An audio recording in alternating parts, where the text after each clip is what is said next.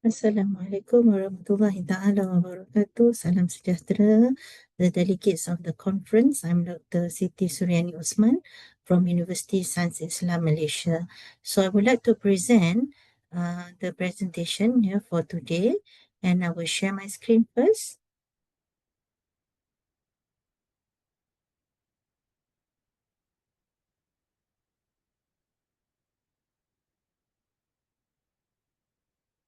Okay, so first of all, I would like to thank the committee of the ISCE conference. Thank you so much for having me in this conference. And I'm going to present a paper entitled From Media Literacy to Digital Resilience, how Malaysian Gen Z can navigate disinformation and harassment. So basically, when we're talking about Gen Z, they are all digital natives. Yeah, we can say that almost all of them. Yes. So what does that do? What does this mean? It means that basically they are exposed to constant online risk. So example, we can see that in the case of fake health tips on TikTok, it was during 2020-21, uh, as if inhaling steam is possible to kill COVID-19.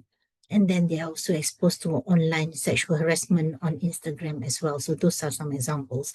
So it is not easy to face this. So what happened is we argue that we have to move beyond media literacy, not only media literacy, but we have to go beyond that, which is digital resilience. So the focus of this presentation would be how Gen Z in Malaysia can survive online disinformation and harassment. And I think the information that I'm going to share would be useful as well for Gen Z in Indonesia. Okay, so in the Malaysian context, we can see that based on the Malaysian Communications and Multimedia Commission, MCMC, in 2020, 97% of the Gen Z are basically possible to have internet penetration. So they are exposed to TikTok, Instagram, Twitter, and because of this, they receive abundance of information, so they struggle to differentiate between fake and real news. So how do we so what are the problems that are faced by our Gen Z in Malaysia? So the first problem is disinformation. This information can be spread by influencers, politicians, and also users. And some viral topics include vaccines, race, and also politics. And we know about algorithm, and algorithm rewards speed actually, but not necessarily truth. So that is in fact one of the most important challenges that we're having currently. And the second problem is online harassment. This includes cyberbullying, body shaming, and doxing, and also threats. So that's the definition of doxing provided over there. For those who are not so sure what doxing is, it is the act of publicly revealing someone's private or personal information online without the consent of that person. So this is often with the intent to, of course, not a positive one, and negative all the time, intent to harass, to threaten, or also to shame. So based on UNESCO 2022, 73% of young women in Asia is affected with online harassment. So this affect them in terms of psychological impact, and also it relates with mental health concerns as well. So when we argue in the earlier part of the presentation that media literacy is the foundation to defend our Gen Z with all the problems that we have seen just now. We go to media literacy first, but because after that we argue that media literacy is the foundation, but beyond that, we go to digital resilience. Okay, so let's go to media literacy first. So this is what we call the first defense. So, media literacy is basically to be critical in understanding the media, not receiving and then you are happy with what you receive. Yeah, that's all. No, we have to be critical with the content that we receive from the media. Okay, that is generally what media literacy is. So the core skills in doing this is to verify sources, detect bias, yeah, and also analyzing content. So in Malaysia and at the national level, we have some initiatives, yeah, by the by the government. Yeah, so it includes Klik dengan Bijak and also some basic school modules that we have. So Klik dengan Bijak is a program by Malaysian Communications and Multimedia Commission, MCMC.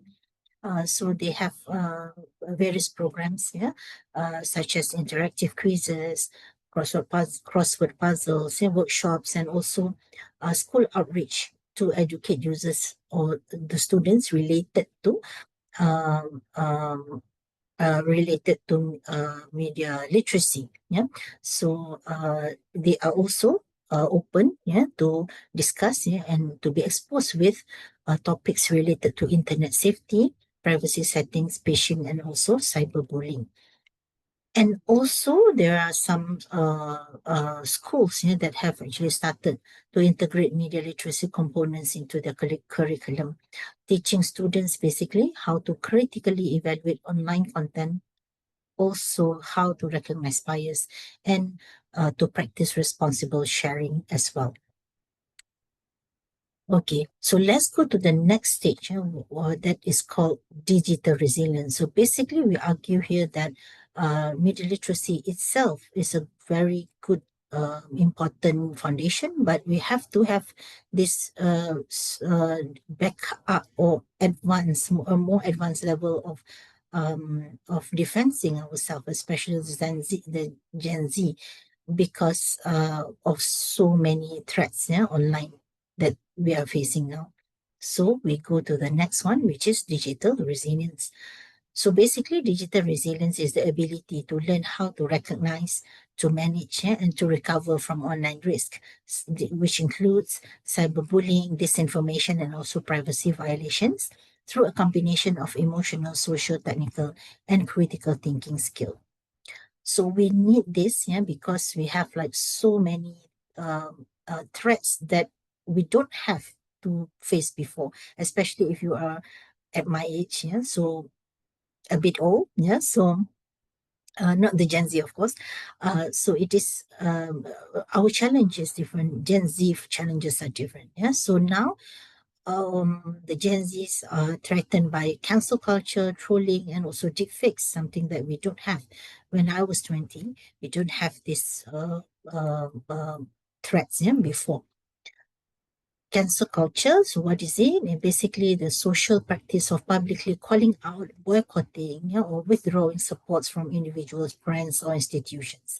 So basically, all of this, yeah, it is often done and performed online. Yeah, so include, for example, Twitter, TikTok, and Instagram. So those are the behaviors or activities, yeah, that are done, yeah, which is called the cancel culture.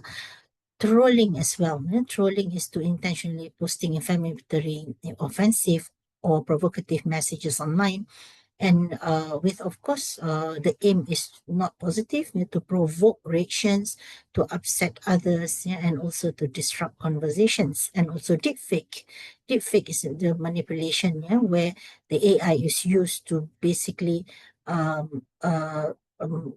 imitate, yeah, as if everything is very similar to the person who is being imitated.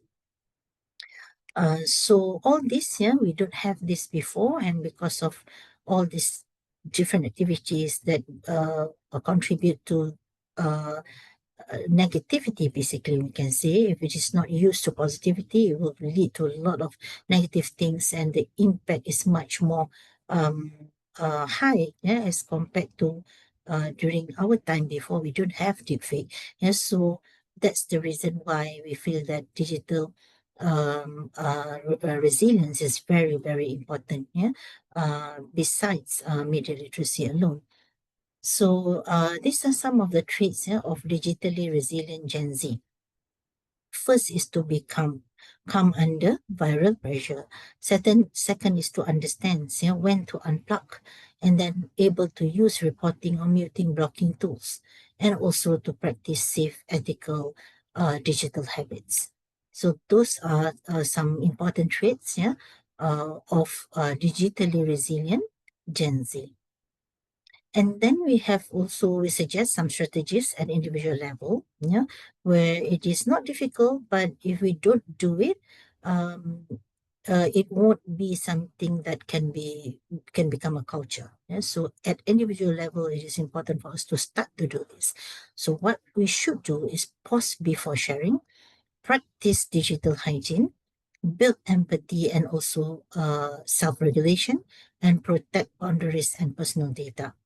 Okay, so that are some of the strategies we suggest at individual level. And for the Muslims, we have this formula that we are I'm suggesting, which is the TAA formula. T stands for taqwa, the first A, it stands for adab, and the last final A stands for amanah. So if we follow this TAA formula, basically it means that we are putting ourselves and reminding ourselves not to do something bad, even online, offline, or online, because Allah always watches. Allah is always watching, and that is the foundation as a Muslim, which we are always God conscious that God is watching. So whatever we do, including online behavior, God is also watching us. So this can be translated into ethical digital habits because we know that everything is being seen. So we can avoid gossip, we can avoid slander, and also avoid or ensure that whatever information that we want to share, we have to verify first, or tabayyun. The second A, the first A or the T in the TAA formula is adab, or the ethical or the etiquette of use. So basically, when we use something, including something online, whatever online tools, we have to practice with good adab or manners. So this includes using respectful language, avoiding trolling, and being moderate in screen time. And digital spaces like physical ones require akhlaq, of course, which is the moral conduct rooted in Islam's teachings on dignity, mercy, and justice. And the third one in the TAA formula is amanah, or the trust and responsibility. We have to remember that every action online, we understand that every action offline is an amanah. We have to also understand that every action online is still an amanah or a trust.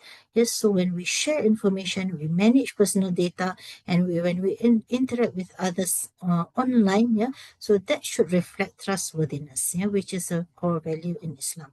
So Gen Z Muslims are reminded that their digital footprints are part of their accountability, in the hereafter. Everything is counted and is going to be counted later in the hereafter. So that is the formula, the easy formula for the Muslims to follow here when you want to go for being a responsible person at individual level, to ensure that we can go and being clean in terms of what we practice online and what we post online and the impact to those people who read.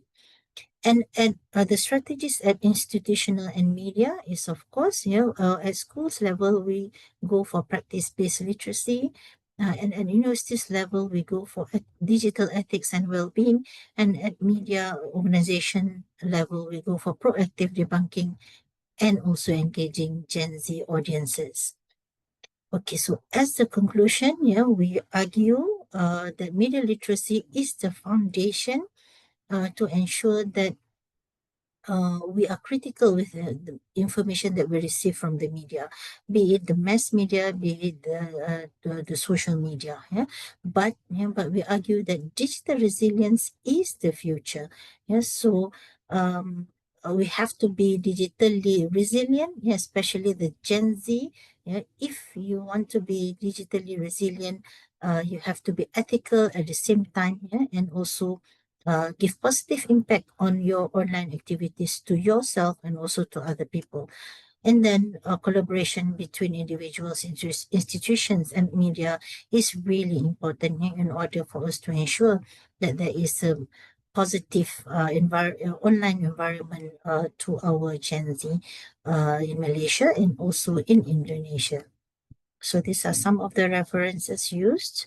And thank you so much for listening. My email is written over there. So if you have any questions, I'm so happy to answer. Thank you so much. Thank you, everybody. Assalamualaikum warahmatullah. Salam sejahtera.